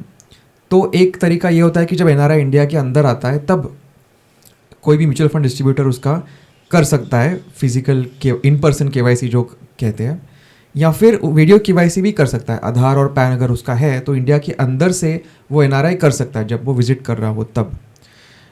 अब जो गिफ्ट सिटी का जो रेगुलेटर है IFSCA, उन्होंने एक पायलट प्रपोज किया है कि कुछ 10 देश इन्होंने शॉर्टलिस्ट किए, उनमें से आप वीडियो KYC कर सकते हो। तो ये जो प्रपोज़ल है वो शायद कुछ ही महीनों में इंट्रोड्यूस हो जाएगी और फिर आप वीडियो KYC कर सकते हो गिफ्ट सिटी के लिए। ओके, तो एक तरीका हो गया इंटरनेशनल इन्वेस्ट करने का, इंडियन म्यूचुअल फंड्स जो थोड़े बहुत बचे हैं जिनकी लिमिट। सेकंड गिफ्ट सिटी, हाँ, एक और कुछ है या यही ऑप्शन है? तीसरा जो एक ऑप्शन है कि कुछ ब्रोकर्स हैं जो, या फिर फिनटेक्स हैं जो US में इन्वेस्ट करवाते हैं या US में उनके टाइप्स है वहाँ की ब्रोकर्स के साथ, तो आप उनके थ्रू कर सकते हो। जैसे कि वेस्टेड फाइनेंस है या फिर इंड मनी करके एक फिनटेक है, उनका भी, मतलब उनके साथ भी अगर करना हो तो आपको RBI के लिबरलाइज रेमिटेंस स्कीम LRS के थ्रू ही जाना है। तो वो पैसे डॉलर में पहले भेजने हैं US में और फिर आपको चुनना है कि कौन से स्टॉक में इन्वेस्ट करना है या ETF में इन्वेस्ट करना है। तो किस पॉइंट पे हमें इंटरनेशनल सोचना है? एक सर्टेन पोर्टफोलियो बनने के बाद सोचना है या कैसे सोचना है? बिल्कुल बिल्कुल। तो जो कि रिटेल इन्वेस्टर है उसको म्यूचुअल फंड रूट ही अपनाना है इंटरनेशनल इन्वेस्टिंग करने के लिए, और उसके लिए आगे कुछ महीनों तक जगह है कुछ म्यूचुअल फंड्स में, तो आप वही करें। और कुछ हाइब्रिड फंड्स हैं जो बंद नहीं हो रहे, जैसे कि जस्ट एग्जाम्पल के तौर पे मैं एक दो दे रहा हूँ, मेरा कोई this is not a recommendation नहीं है। जैसे कि एक ICICI का ICICI passive multi asset FOF, fund of funds करके है, बड़ा लंबा नाम है, लेकिन उसमें 30% तक ओवरसीज एलोकेशन है, मतलब ओवरसीज ETFs है, काफ़ी सब्सटैंशियल है। बाकी जो ये मिक्स्ड फंड्स रहते हैं कि कुछ इंडिया है कुछ ओवरसीज़ है, उनका ओवरसीज़ काफ़ी हद तक घटा है, मतलब 15-10 ऐसा हो गया है। तो आप इस तरह के फंड में भी इन्वेस्ट कर सकते हो, और वो कभी बंद नहीं होगा, क्योंकि वो जो फ्रेश पैसा लेते हैं वो इंडियन स्टॉक्स में डालते हैं, तो वो आप कर सकते हो। उसमें एक नेगेटिव चीज़ आप कह सकते हो कि अगर बहुत सारे लोगों ने उसमें इन्वेस्ट किया तो फिर उसका जो फॉरेन परसेंटेज है वो थोड़ा थोड़ा धीरे धीरे कम होते जाता है। तो इक्विटी की बात की हमने, between the equity research analyst का portfolios and mutual funds, you are suggesting कि mutual fund is a better route, we should start with multi assets and then probably you can expose yourself to international equity. That's a good way to start. इसके अलावा क्या products हैं, like जो एक तो एक clear है कि there is no magical product जो आपको बहुत ही रिटर्न देगा, तो वी शुड बी एक्सपेक्टिंग 10%, 12% की रेंज में। तो और कौन से प्रोडक्ट्स हैं जो रिटेल इन्वेस्टर इन्वेस्ट कर सकता है? Like I want to understand other than this too, as if यही बचा हमारे पास में। नहीं बिल्कुल नहीं। मेरी एक थ्योरी है कि अगर आप फिलॉसफी अच्छी फिलॉसफी रखे, इन्वेस्टमेंट फिलॉसफी रखे, तो थाली में सिंपल चीज़ें ही होनी चाहिए, दाल चावल। लेकिन क्या होता है कि गवर्नमेंट बजट में कुछ ना कुछ बदलते रहती है, टैक्स रूल्स, और उस टैक्स को ऑप्टिमाइज़ करने के लिए काफ़ी टाइम आपको अलग अलग प्रोडक्ट्स में जाना पड़ता है, जैसे कि NPS हो, या जैसे कि पब्लिक प्रोविडेंट फंड हो, PPF हो, कुछ हद तक एम्प्लॉयज़ प्रोविडेंट फंड भी, EPF भी है, तो उनमें भी इन्वेस्ट करना चाहिए, क्योंकि उसमें टैक्स बेनिफिट्स है और कुछ अलग बेनिफिट्स है, जैसे कि गवर्नमेंट की गारंटी है, तो उसकी भी हम बात कर सकते हैं। ठीक है, तो NPS की थोड़ी बात करते हैं। NPS अभी तक तो टैक्सेशन था, लेकिन अब विद न्यू टैक्स रेजिम शायद से उतना इफेक्टिव नहीं है, या है अभी भी है? जी, तो अगर हम न्यू टैक्स रेजिम की बात करें तो मेजॉरिटी डिडक्शंस तो है ही नहीं, जैसे ATC था पहले, वो इसमें है नहीं, इसलिए म्यूचुअल फंड को कोई बेनिफिट नहीं मिलता न्यू टैक्स रेजिम में। बस थोड़े गिन चुन के प्रोडक्ट्स हैं जहाँ पे फिर भी आपको एग्जेम्पशन मिल रहा है, और उनमें से एक है NPS, एम्प्लॉयर का कंट्रीब्यूशन, ओके, ना कि आपका खुद का कंट्रीब्यूशन। लेकिन अगर आपका एम्प्लॉयर, आपकी कंपनी आपके NPS में पैसे कुछ डाल रही है, तो वो कंट्रीब्यूशन टैक्स एग्जेम्प्ट है, उसमें टैक्स आपको लगेगा नहीं, तो इसलिए करना चाहिए, बिल्कुल करना चाहिए न्यू टैक्स रेजिम में NPS। और अगर आपका एम्प्लॉयर नहीं दे रहा है NPS और आपको खुद को भी इन्वेस्ट करना है, फिर भी टैक्स बेनिफिट है, वो क्यों है? क्योंकि NPS के अंदर जब आप पेंशन फंड लेते हो, और पेंशन फंड के बहुत सारे तरीके होते हैं, इक्विटी का होता है, कॉर्पोरेट बॉन्ड का होता है, गवर्नमेंट बॉन्ड का होता है, तो उसमें जब आप रीबैलेंस करते हो तब कोई टैक्स नहीं लगता। ये चीज़ लोग पता नहीं होता, भूल जाते हैं, बहुत ही बड़ा बेनिफिट है। म्यूचुअल फंड में जब आप पोर्टफोलियो बदलते रहते हो, फंड चेंज करते रहते हो, तब हर बार आपको टैक्स लगता है, यहाँ पे नहीं लगता। तो क्या हम अपना कंट्रीब्यूशन अपनी एग्जिस्टिंग कंपनसेशन से अपने एम्प्लॉयर को बोल सकते हैं? सॉरी। तो क्या हम अपने एम्प्लॉयर को ये बोल सकते हैं कि whatever compensation we have, उसमें से they can contribute, can we restructure compensation maybe in PF? Is there a provision वैसे कि नहीं, थोड़ा और whatever you are giving us in the structure, आप थोड़ा और कंट्रीब्यूट कर सकते हो क्या? जी, नॉर्मली जो बड़ी कंपनीज होती है वो साल में 2 बार ये ऑप्शन देती है कि आपकी सैलरी है, इसका स्ट्रक्चर कैसे होना चाहिए, आपको PF में कितना डालना है, NPS में कितना डालना है, ये हमें बताएं, और हम HR के मतलब जो अपडेट है वो कर देंगे। तो जब वो मौका आता है तब बिल्कुल लेना चाहिए, और NPS में आपकी बेसिक सैलरी का 14% तक आपको टैक्स बेनिफिट मिलता है। तो मान लीजिए कि आपकी बेसिक सैलरी 1 लाख है, तो 14,000 हर महीना आप बोल सकते हो एम्प्लॉयर को, कंपनी को, कि आप एनपीएस में डालो, क्योंकि उस 14,000 के ऊपर आपको कोई टैक्स नहीं लगता। तो क्या आप रिकमेंड करते हैं लोगों को करना चाहिए? बिल्कुल 100% करना चाहिए। अगर गवर्नमेंट टैक्स छूट दे रही है तो क्यों ना इस्तेमाल करे। तो अच्छा, एक क्वेश्चन फिर मुझे आया कि बहुत आर्टिकल्स मैंने पढ़े हैं, आपके भी बहुत थोड़े केस स्टडीज़ मैंने पढ़े हैं कि निकालने में काफ़ी तकलीफ़ होती है ईपीएफ का पैसा या एनपीएस का पैसा।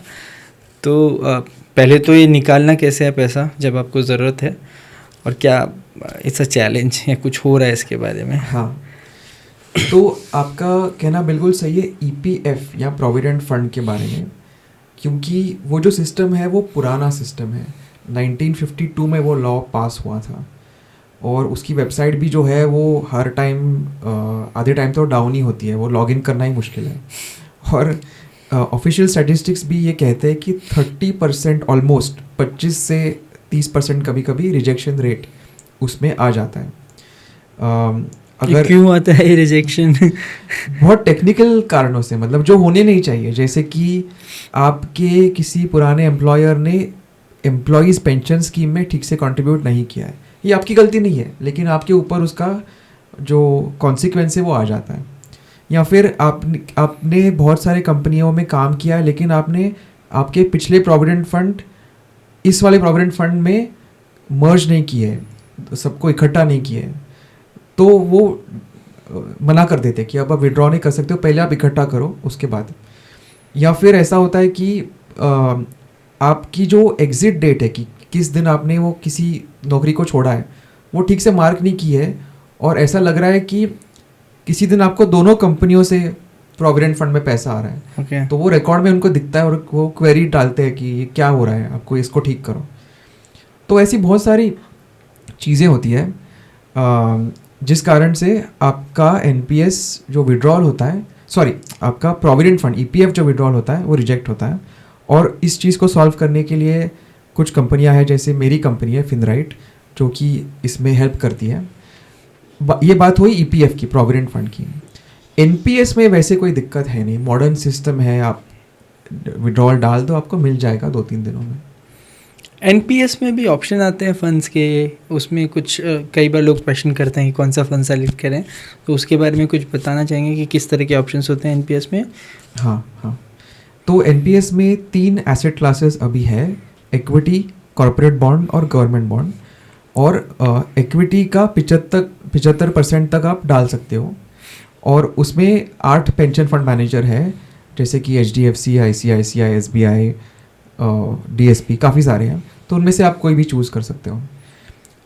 अब लोगों को दिक्कत क्या है? दिक्कत यह है कि एनपीएस मैच्योर होता है 60 साल की उम्र में। बहुत लोग कहते हैं कि मैं इतना लंबा तो वेट नहीं कर सकता हूँ। दूसरी दिक्कत होती है कि उसका 40% आपको विड्रॉल के तौर पे नहीं मिलता, आपको एन्यूटी के तौर पे मिलता है, यानी कि पेंशन, यानी कि हर महीना या हर सालाना एक पेंशन मिलता है।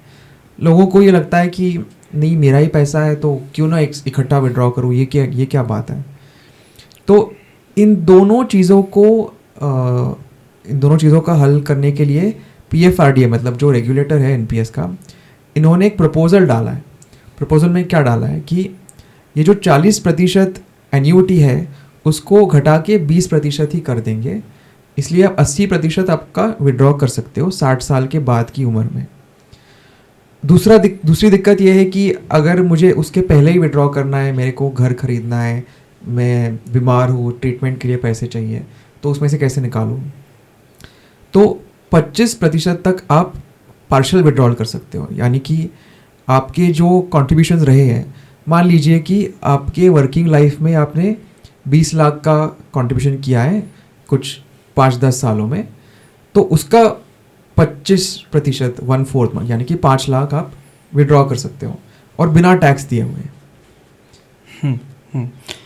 तो अब एक बार वापस से पोर्टफोलियो की बात करते हैं। जनरली हम लोग जब इन्वेस्टमेंट की बात करते हैं, ऐसा गाइडेंस है, ऐसा सजेशन है कि गोल बेस्ड होने चाहिए आपके इन्वेस्टमेंट्स। तो अब जितनी भी एसेट क्लासेस और अपने प्रोडक्ट्स की बात की, तो थोड़ा कुछ आप गाइड कर सकते हैं कि कौन से प्रोडक्ट किस तरह के गोल्स के लिए सूटेबल हैं, और किस तरह का, of course people should consult their advisor, but from educational point of view कौन सा प्रोडक्ट कौन से गोल के लिए पोर्टफोलियो में फिट होता है? बिल्कुल। तो मेरा ये मानना है कि जो आपके जल्दी आने वाले गोल्स हैं कि इस साल में आपको जाना है फॉरेन वाली छुट्टी पे, तो उसके लिए म्यूचुअल फंड ही अच्छा है। उसमें लिक्विड फंड्स आते हैं जो आप जल्दी जल्दी रिडीम कर सकते हो, उसमें रिस्क भी कम है, तो वही चीज़ अच्छी है। फिर आते हैं कुछ गोल्स जो अगले शायद 3 साल तक आ रहे हो, उसके लिए डेट फंड्स हैं जो काफ़ी हद तक आपका प्रॉब्लम सॉल्व कर देते हैं। फिर आते हैं 3 साल से लेके शायद 5 या 6 साल तक के गोल्स। उसमें हाइब्रिड फंड्स का अच्छा आप इस्तेमाल कर सकते हो, क्योंकि हाइब्रिड फंड्स में आपका टैक्स कम लगता है। और इस बजट के बाद, मतलब लास्ट बजट जो हुआ, उसमें गवर्नमेंट ने ऐसा अनाउंस किया कि अगर आपका डेट 65% से कम है तो आप 2 साल बाद उसका जो लॉन्ग टर्म कैपिटल गेन है वो 12.5% होगा, जो इक्विटी पे भी लगता है। तो काफ़ी सारे ऐसे हाइब्रिड फंड्स हैं जो उसके जस्ट नीचे रखते हैं डेट और थोड़ी सी इक्विटी डालते हैं, या फिर इक्विटी डालते हैं लेकिन वो आर्बिट्राज के ज़रिए उसको डेट की तरह ही बनाते हैं। और ऐसे हाइब्रिड फंड्स आप बिल्कुल ले सकते हो जो 3 साल के ऊपर गोल हैं, या अगर आपका रिस्क एपेटाइट ज़्यादा है सो 1 साल के ऊपर का भी गोल अगर है तो आप हाइब्रिड फंड के ज़रिए आप उसका फुलफिलमेंट कर सकते हो। अब बात आती है इक्विटी का कब यूज़ करें। नॉर्मली कम से कम 5 साल का वेटिंग पीरियड होना ही चाहिए आपको अगर इक्विटी में इन्वेस्ट करना है तो, और वो आप इक्विटी म्यूचुअल फंड के थ्रू आप कर सकते हो। फिर आप पूछेंगे कि एनपीएस का इसमें रोल ही क्या है अगर म्यूचुअल फंड ही सब कुछ कर रहा है। तो मेरा मानना है कि रिटायरमेंट के लिए तो एनपीएस का अच्छा रोल है, क्योंकि एक तो लॉक इन होता है 60 साल की उम्र तक, और बहुत सारे लोग हैं वो जब डाउन मार्केट देखते हैं तब पैसा रख नहीं पाते हैं। जितने भी अच्छे एडवाइज़र हो या कितने भी अच्छी किताबें पढ़ी हो, वीडियोस देखे हो, वो नहीं कर पाते हैं। लेकिन एनपीएस के रूल के कारण आप निकाल ही नहीं सकते हो, तो आपका एक काइंड ऑफ सरकार की तरफ से एक सेविंग बन जाता है कि कुछ भी करो पैसे रहेंगे वहाँ पे और वो बढ़ते जाएंगे। तो इसलिए रिटायरमेंट के लिए अगर आपको प्लान करना है तो आप इस एनपीएस का इस्तेमाल कर सकते हो एज मेन प्रोडक्ट। उसको आप बैकअप कर सकते हो, थोड़ा म्यूचुअल फंड भी ले लीजिए, बाकी चीज़ें भी ले लीजिए। तो in all this context that we have discussed, generally तो लोगों को कंसल्ट करना चाहिए अपने फाइनेंशियल एडवाइजर्स को, बट बहुत सारे लोग नहीं करना चाहते हैं, खुद से करना चाहते हैं। तो आप what is a good financial plan that you will say कि अच्छा, if you want to design a financial plan yourself, इस तरीके से आपने अप्रोच करना है। ठीक है, तो रूल ऑफ थंब, जो भी आपके खर्चे आने वाले हैं 3 साल तक डेट फंड के थ्रू करो, 3 साल से लेके 6 साल तक हाइब्रिड फंड के थ्रू करो, 6 साल के ऊपर करना है इक्विटी फंड के थ्रू करो, रिटायरमेंट करना है एनपीएस करो, बस। और अगर आपको, जैसे हमने पहले बोला था कि कुछ एक्सपेरिमेंट करना है, सैटेलाइट पोर्टफोलियो बनाना है, तो फिर आप फॉरेन या ओवरसीज एक्विटीज़ की ओर भी देख लीजिए। प्रोटेक्शन की अगर बात करें, it's part of financial plan, तो इसमें इंश्योरेंस में हेल्थ इंश्योरेंस की बात करें, व्हाट आपके पास कुछ डेटा अगर है in on medical inflation and उस कंसिडरेशन के साथ में, what is a good amount of medical insurance that people should have? Generally people एक बहुत छोटा सा 3-4 लाख रुपए का इंश्योरेंस ले लेते हैं, तो उसके ऊपर कुछ अगर आपके पास डेटा है तो। जी, तो डेटा अगर हम देखें, और हमने एक्चुअली एक इस पे आर्टिकल लिखा था 2-3 साल पहले कि एक्चुअल में एवरेज खर्चा कितना होता है लोगों का हॉस्पिटल में, तो एक्चुअली वो 5 लाख से कम ही है। ओके। और वो देख के बहुत सारे हमने जब वो ऑनलाइन डाला तब लोगों के कमेंट्स आ गए कि क्या बात कर रहे हो, मुझे तो 8 लाख का बिल आया था, मुझे तो 20 लाख का बिल आया था, एक्सेट्रा एक्सेट्रा। क्योंकि हम कह नहीं सकते कि हमको क्या होने वाला है। मतलब अगर एवरेज भी यही खर्चा है कि ज़िंदगी में शायद हमें 3 बार हॉस्पिटलाइज होना पड़ा, एक बार शायद कोई फ्रैक्चर है, एक बार कोई दूसरी बीमारी है, और हर एक टाइम हम ऑन एवरेज 5 साल से कम ही हम स्पेंड करें तो ठीक ही है। लेकिन ऐसा भी हो सकता है कि हमें कुछ बड़ी बीमारी हो, कुछ कैंसर हो, और उस चीज़ के लिए खर्चा काफ़ी गुना बढ़ जाता है। तो डेटा देख के हम ये नहीं कह सकते कि चलो आपको 1 करोड़ की पॉलिसी लेनी चाहिए, क्योंकि डेटा तो यही दिखाएगा कि 5 लाख के कम ही एवरेज खर्चा हो रहा है। लेकिन क्योंकि वो प्रोबेबिलिटी है, वो एक चांस है कि आपको कुछ बड़ा हो सकता है, आपको ये कह सकते हैं थोड़ा ओवर इंश्योर होना चाहिए, थोड़ा ज़्यादा, ज़रूरत से ज़्यादा आपके पास कवर होना चाहिए। अब वो कवर कैसे ले? तो इंश्योरेंस में एक कॉन्सेप्ट होती है बेस पॉलिसी और super top up policy. Base policy वो होती है जो आपको कोई बीमारी हुई, हॉस्पिटलाइजेशन हुआ, तो वो पहले आपको हेल्प करने के लिए आ जाती है, आपको पैसे दे देती है। उसके ऊपर अगर आपका खर्चा हो तब दूसरी पॉलिसी आ जाती है, सुपर टॉपअप जो उसको कहते हैं। मतलब आप समझिए कि आपने एक सीट बेल्ट पहना है और एयरबैग भी है, तो पहले सीट बेल्ट आपकी रक्षा करता है, और फिर भी अगर एक्सीडेंट हुआ तो एयरबैग बाहर से आती है, मतलब गाड़ी में।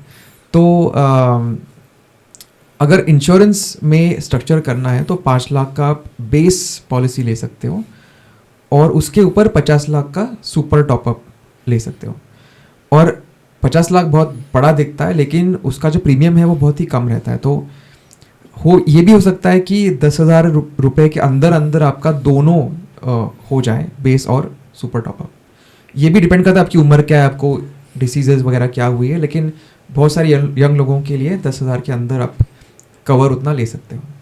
And this super top up that you are talking about, ये मतलब इजीली प्रोसेस हो जाता है, इसमें कुछ तकलीफ नहीं होती है? लाइक केसेस हैं जहाँ पे कॉम्प्लिकेशंस आ जाती हैं?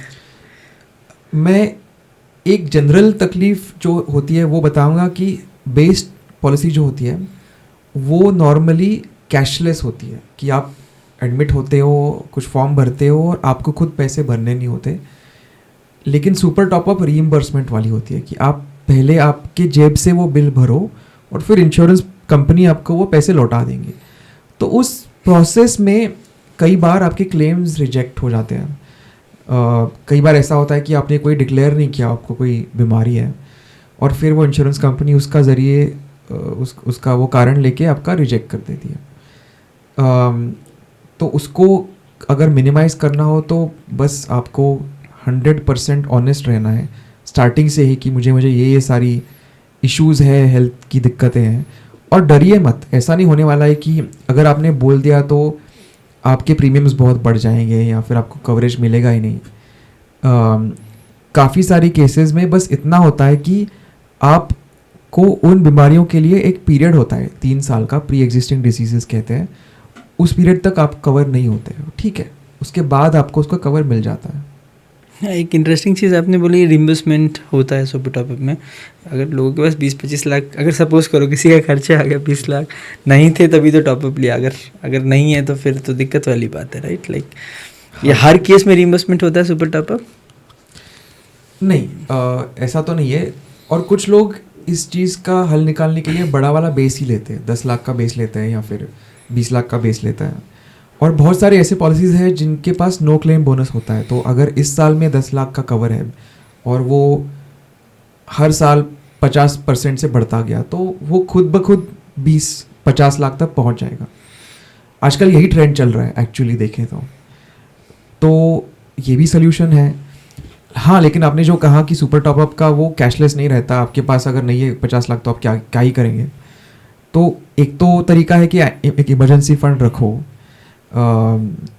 और ये जो क्लेम्स है इंश्योरेंस के, वो अगर कोई ज़्यादा कॉम्प्लिकेशन नहीं है तो वो प्रोसेस हो जाते हैं, कुछ हफ्तों में आपको पैसे मिल जाते हैं। तो हम प्रोडक्ट सिलेक्शन की भी बात करते हैं, दोनों इंश्योरेंस की भी और म्यूचुअल फंड की भी।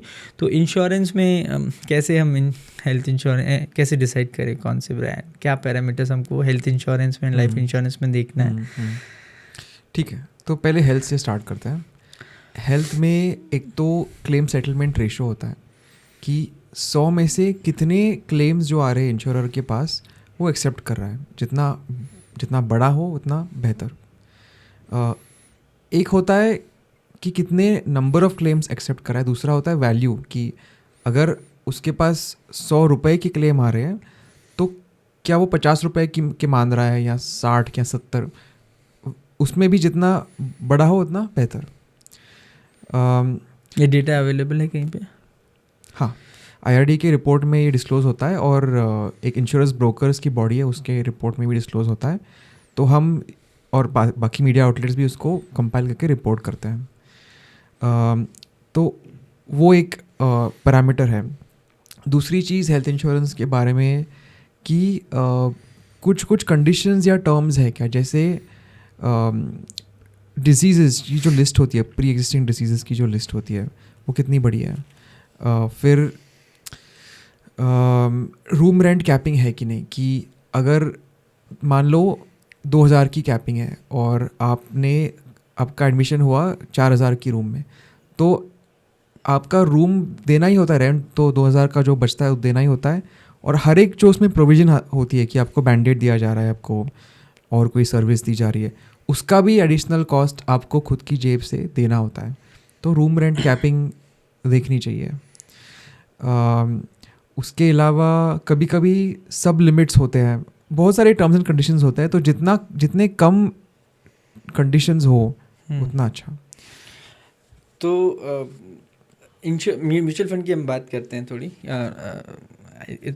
आई think it's known advice, everybody tells कि आपको पास्ट परफॉर्मेंस देख के इन्वेस्ट नहीं करना है। अच्छी एडवाइस है, लेकिन क्या देख के करना है वो थोड़ा और सचमुच लोग वही देखते हैं, पास्ट परफॉर्मेंस ही देखते हैं। हाँ, कितनी बार कहो कुछ फर्क नहीं पड़ता। हाँ, तो ठीक है, जिनको देखना है वो देखेंगे, लेकिन somebody who wants to say कि चलो ठीक है मुझे बताओ what should I look at to fund। So let's say एक आपका ही एग्जांपल लेते हैं। somebody says कि ठीक है मुझे नील की एडवाइस अच्छी लगी, I will go ahead with a multi asset mutual fund, तो मैं क्या देखूँ फिर उस फंड के में? कैटेगरी फाइनल हो गई, अभी तो मेरे पास 40 फंड का ऑप्शन है, 40 फंड में से कौन सा मल्टी एसेट फंड लूँगा?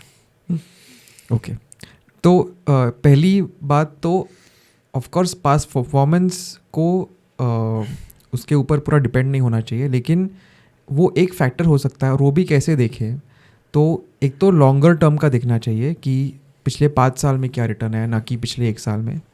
दूसरा कि अगर आपको और ज़्यादा साइंटिफिक होना है उस बारे में, तो रोलिंग रिटर्न्स देखें कि कभी ऐसा होता है कि पिछले जिस पॉइंट में हम खड़े हैं उसके पिछले 1 या 3 या 5 साल में कुछ इवेंट हुआ हो और उस कारण से उसका रिटर्न बहुत ज़्यादा आया हो। जैसे कि इस बार हुआ है कि आज अगर आप कोई भी फंड का 5 साल रिटर्न देखें तो एकदम 20-25% आपको दिखेगा, specially mid and small cap में, क्योंकि 5 साल पहले पैंडेमिक हुआ था और मार्केट गिरा था। तो रोलिंग रिटर्न्स क्या करता है कि वो 5-5 सालों के स्नैपशॉट्स लेता है और उसका एवरेज करता है। तो ये ज़्यादा साइंटिफिक, ज़्यादा अनबायस्ड मेट्रिक है। फिर बात आती है कि ठीक है आपने एब्सोल्यूट परफॉर्मेंस देख लिया, अब क्या वो बेंचमार्क को बीट कर चुका है या फिर कैटेगरी को बीट कर चुका है। अगर दोनों में हाँ है तो ठीक है, फंड मैनेजर कुछ तो सही कर रहा है। फिर उसका स्टाइल क्या है, जैसे कि मैंने कहा था कि कुछ फंड मैनेजर्स ग्रोथ स्टाइल करते हैं कि जो जल्दी बढ़ने वाली कंपनियां हैं वो खरीदते हैं, ज़्यादा वैल्यूएशंस के ऊपर सोचते नहीं है, उसके सस्ते या ना होने के बारे में सोचते नहीं है, और उसका ऑपोजिट स्टाइल है वैल्यू।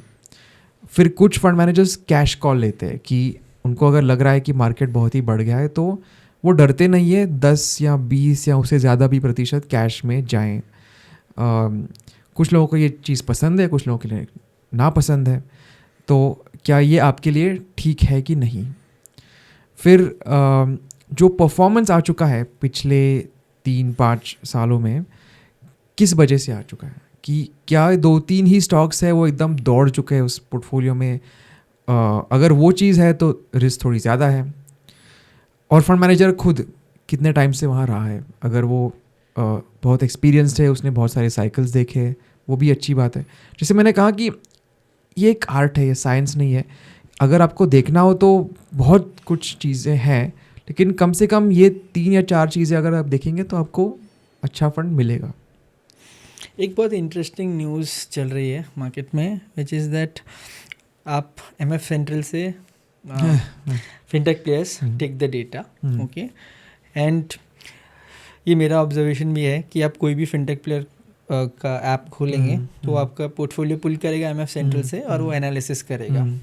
इट इज़ इम्पॉसिबल कि आपका 5 फंड है तो पाँचों फंड परफॉर्म कर रहा होगा, कोई ना कोई फंड तो रेड में होगा, एंड देन इट शोज़ कि ये रेड में है, आप उसको स्विच करो. तो इसमें 2 चीज़ हैं. पहली कि जब भी आप अपना पोर्टफोलियो इवेलुएट करो तो क्या एक्सपेक्टेशन होनी चाहिए, क्योंकि कोई ना कोई फंड तो अंडर परफॉर्म कर रहा होगा. तो ऐसा तो नहीं है मैंने पोर्टफोलियो देखा अंडर परफॉर्म मैंने बेच दिया, ठीक है, वो नहीं होना चाहिए. Second, from the market point of view, इसके बारे में आपका क्या व्यू है कि ये जो फिनटेक प्लेयर्स जो आपका पोर्टफोलियो देख के रिकमेंडेशन करते हैं, कितना अच्छा होता है, कितना वो बिजनेस पॉइंट ऑफ व्यू से कि चलो आप उसको आपको लाएंगे कैसे, अगर आपके ऑलरेडी 5 फंड चल रहे हैं तो how will they get you in. तो बिल्कुल, पहली बात हम करते हैं कि पोर्टफोलियो में फ़ंड्स को कैसे देखना चाहिए. तो कोई भी फ़ंड हमेशा टॉप पे नहीं रहेगा, कोई भी फ़ंड हमेशा टॉप 3 में भी नहीं रहेगा. लेकिन अगर आपका फ़ंड टॉप 2 क्वार्टाइल्स में है, यानी कि अगर उस कैटेगरी में 20 फंड है तो आगे के 10 में है लॉन्ग टर्म में, तो आपको संतुष्ट रहना चाहिए. ऐसा नहीं एक्सपेक्ट करना चाहिए कि हर बार वही फर्स्ट हो या वही दूसरा हो या तीसरा हो. अगर कोई फिनटेक आपको बता रहा है कि नहीं आपको अगर आपको वैसा फंड नहीं मिल रहा है तो आपका गलत है, तो मत सुनिए, ये रियलिस्टिक नहीं है. अब बात करते हैं कि पूरा पोर्टफोलियो कैसे इवैल्यूएट करें. तो एक तो अगर सारे फंड्स आपके चेक बॉक्स कर रहे कि हाँ वो टॉप 2 क्वार्टाइल्स में है, तो फिर ज़्यादा ज़रूरत नहीं आती कुछ फंड्स बदलने की. ऐसा हो सकता है कि आपका पोर्टफोलियो आपसे अलाइन ना हो, कि आपकी रिस्क एपेटाइट कम है लेकिन एकदम ज़्यादा रिस्की फंड्स हैं, या फिर फंड्स ही ज़्यादा है. मतलब कई बार ऐसा होता है कि जैसे आप साल बढ़ते हैं, मतलब आप इन्वेस्टर 5 साल से हो या 10 साल से हो, आपके फंड्स भी बढ़ जाते हैं, मतलब 10, 20, 30, 40. तो वो कट करने के लिए आपको रिव्यू करना पड़ता है. अगर वो फिनटेक आपको ठीक से रिव्यू कर रहा है तो बिल्कुल कीजिए. अब बात आती है कि पॉलिसी लेवल पे क्या वो डेटा शेयर होना चाहिए उन फिनटेक्स या कोई भी कंपनी के साथ. तो एक बात ये है कि जो डेटा शेयर होता है वो आपके कंसेंट से ही होता है. आपको OTP देना पड़ता है, ऐसा नहीं है कि आपके पीछे कुछ डेटा दिया जा रहा है.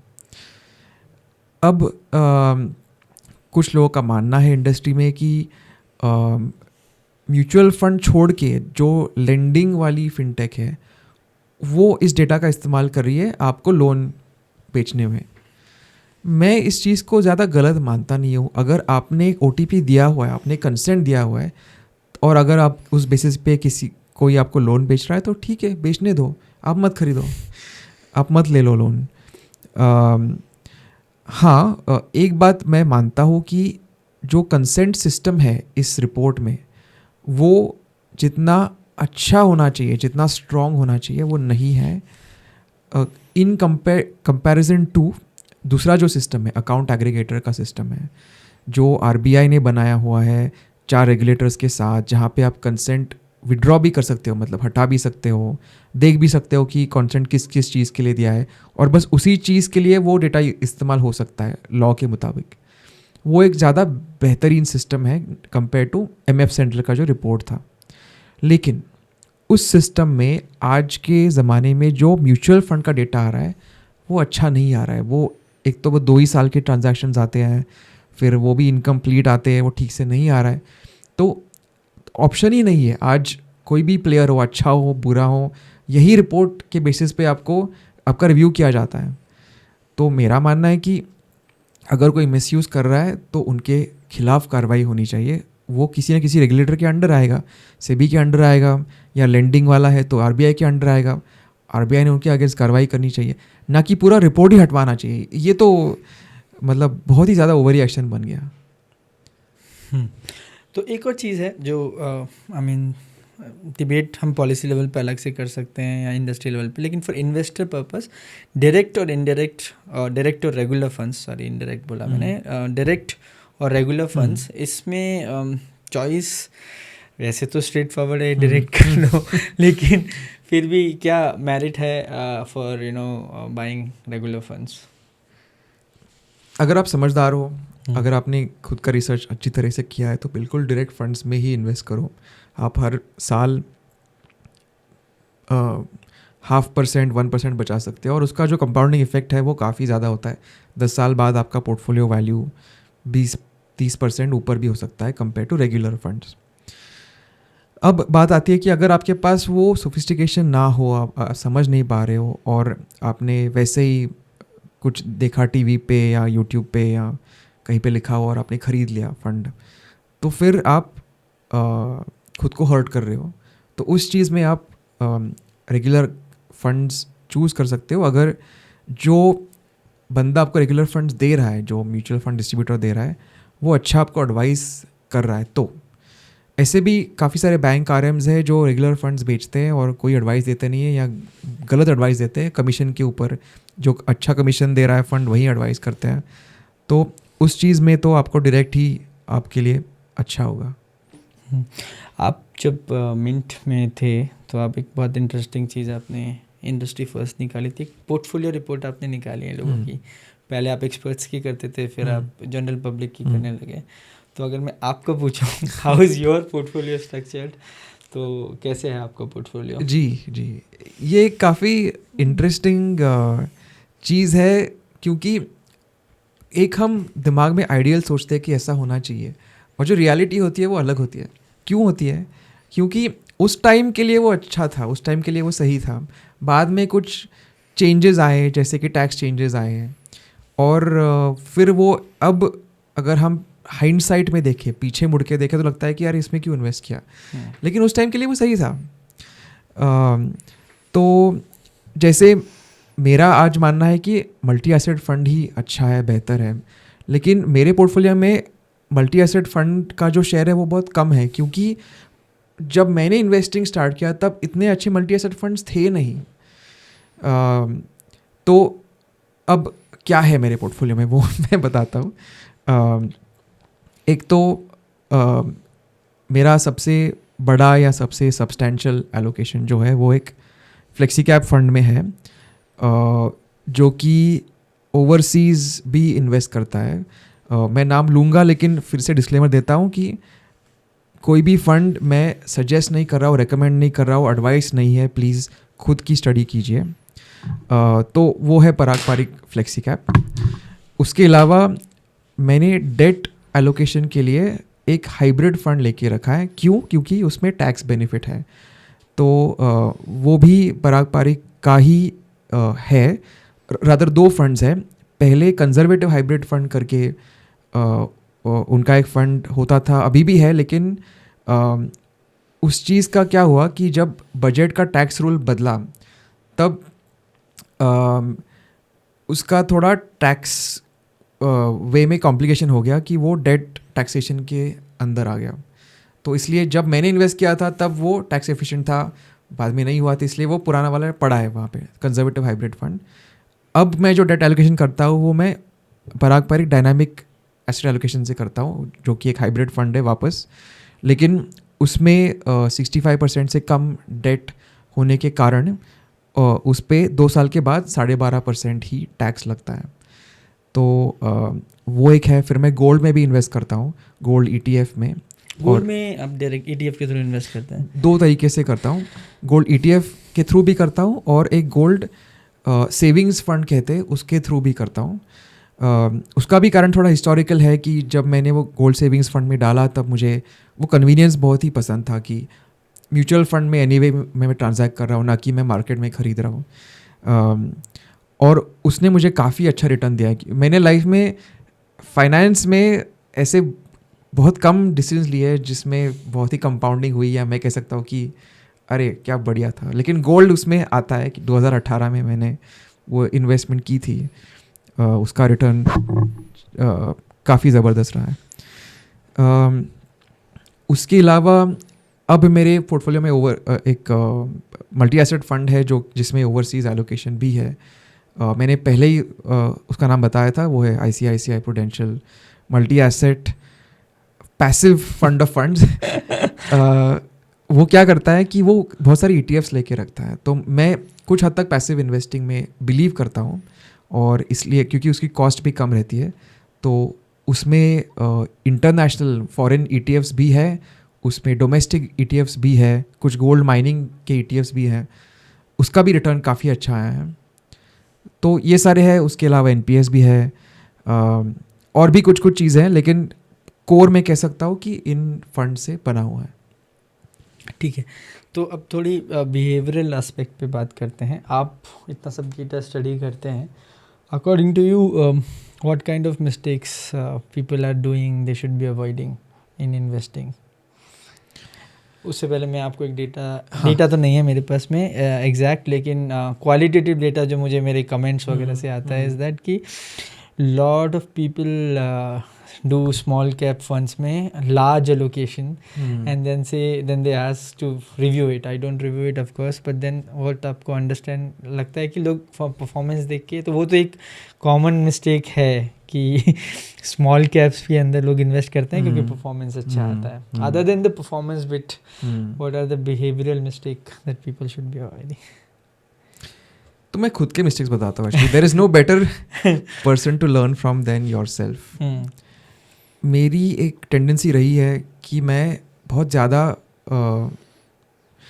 पास्ट में पैनिक हुआ हूँ, या फियर अंदर आ चुका है, और मैंने बहुत जल्दी पैसे निकाले हैं मार्केट से, जो कि नहीं करना चाहिए, लॉन्ग टर्म में रहना चाहिए. जब पैंडमिक आया था तब इनिशियली मार्केट डिप हुआ था, फिर चढ़ गया. तो उस टाइम मुझे लगा कि अरे इससे ज़्यादा तो नहीं चढ़ेगा, क्योंकि दुनिया में इतनी सारी तबाही हो चुकी है, और ये तो टेम्पररी लग रहा है, पता नहीं शायद नीचे वापस जाएगा. क्योंकि जब मार्केट आधा होता है ना, 50% या उस लेवल पे जब डिप आता है, तब लगता है कि कुछ भी करके ये मुझे वापस सहना नहीं है. तो जब वो मार्केट ऊपर जाता है तब निकालने की बहुत एक अर्ज आती है, जो मैंने किया उस टाइम. ये मेरी शायद इन्वेस्टिंग करियर में से सबसे बड़ी गलती है. दूसरी गलती जो मैंने की कि मैंने मिड और स्मॉल कैप की जो रैली थी वो पहचानी नहीं उस टाइम, और इसलिए मैंने ज़्यादा इन्वेस्ट नहीं किया मिड और स्मॉल कैप में. तो वो एक काइंड ऑफ मिस हो गया, आप कह सकते हो. तो एक तो invest for the long term, आप पैनिक मत होइएगा. आप और हर चीज़ में थोड़ा थोड़ा डाल के रखिए. आपको पता नहीं कब कौन सा सेगमेंट परफॉर्म करेगा. तो फिर क्रिप्टो के बारे में क्या व्यू है आपका? बिकॉज आपने कहा कि हर थोड़ा थोड़ा डाल के रखिए, तो एनी व्यूज़ ऑन दैट? मैंने तो क्रिप्टो में कभी इन्वेस्ट नहीं किया है, और मैं ज़्यादा पछताया भी नहीं हूँ एक्चुअली, क्योंकि मुझे लगता है कि अगर मैं किन्हें किया भी होता ना, तो जिस तरीके से उसका ऊपर नीचे चढ़ाव और गिरना हुआ है, मैं सह नहीं पाता. मतलब मैं निकाल देता, लॉस पे निकाल देता, और बहुत सारे लोग लॉस पे ही निकल गए हैं, इवन दो क्रिप्टो ऊपर काफ़ी हद तक गया है. वो एक चीज़ है. दूसरी चीज़ है कि क्रिप्टो में आज तक लीगैलिटी का कोई क्लैरिटी नहीं है इंडिया में. अगर आपको इंडिया में रहना है तो क्रिप्टो किस हद तक लीगल है, किसी के पास आंसर नहीं है. इंडिया में क्रिप्टो टैक्स होता है, और वो बहुत ही हार्श तरीके से टैक्स होता है. उस पर 30% टैक्स लगता है. अगर आपके लॉसेस है क्रिप्टो में तो आप उसको एडजस्ट नहीं कर सकते हो. उसको इसके ऊपर TDS लगता है, हर ट्रांजैक्शन के ऊपर बड़ा TDS लगता है. तो मुझे उसमें कोई रिग्रेट नहीं है कि मैंने क्रिप्टो में इन्वेस्ट नहीं किया, और आगे जाके भी मुझे अभी तक तो यूज़ केस नहीं नज़र आ रही है. हो सकता है कि टेक्नोलॉजी आगे बढ़े और वर्ल्ड में उसकी एक्सेप्टेबिलिटी बढ़े, शायद हमारी गवर्नमेंट भी कुछ हद तक उसको अलाउ करे, तब शायद मेरा व्यू बदल सकता है. लेकिन आज के ज़माने में मुझे क्रिप्टो का इन्वेस्टमेंट केस समझ नहीं आता. तो before we conclude this podcast, people who want to learn more, if you want to recommend something to read for them?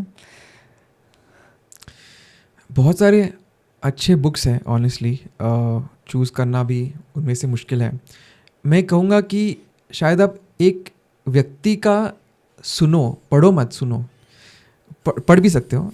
और वो है मेरे पहले बॉस जो थे धीरेन्द्र कुमार, जिन्होंने मुझे 90% सिखाया जो मैं आज समझता हूँ पर्सनल फाइनेंस के बारे में, वो बहुत ही सरल तरीके से बोलते हैं और सच्चाई बोलते हैं। ये बड़ी अनयूजुअल चीज़ है हमारे इंडस्ट्री में, क्योंकि हर किसी को कुछ ना कुछ तो बेचना है और वो उसी की तारीफ़ करता है।